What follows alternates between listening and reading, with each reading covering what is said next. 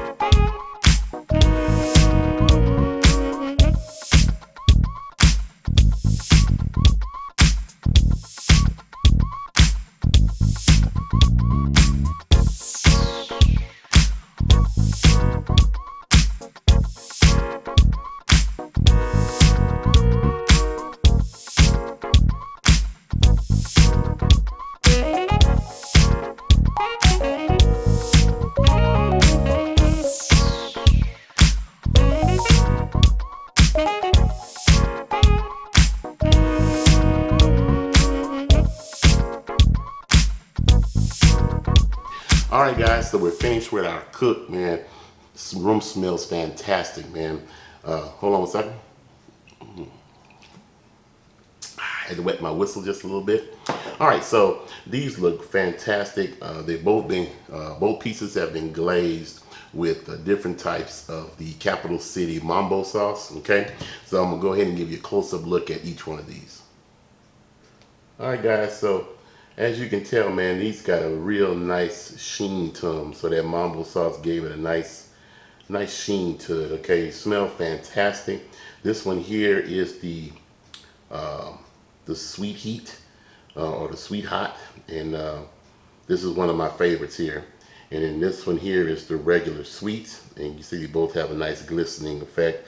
I like that dark color, probably contributed from the charcoal that we use inside of the Tec. Okay, all right, so let's go ahead and have a taste test. All right, guys, so the first one we're going to taste the regular mild, which is it's just sweet to me. Okay, so let's go ahead and cut us off the rib.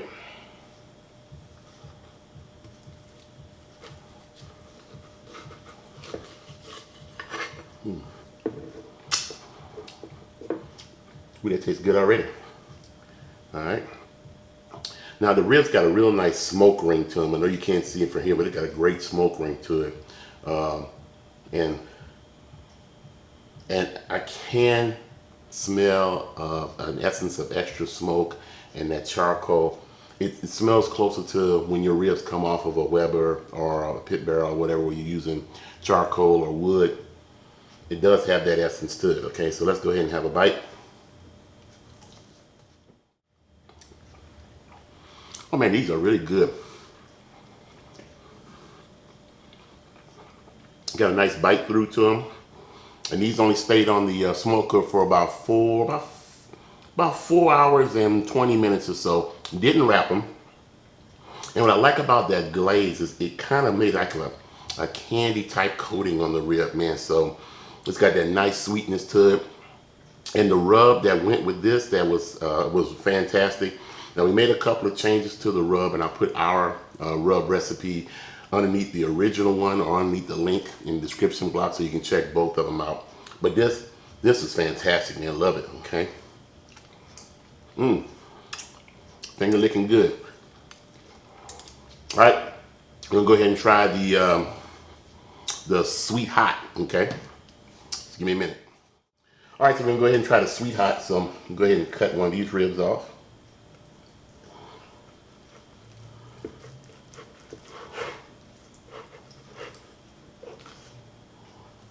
Should have got me a sharper knife. All right, here we go. Same aroma as the first one. Got some great color to it. All right, let's taste this.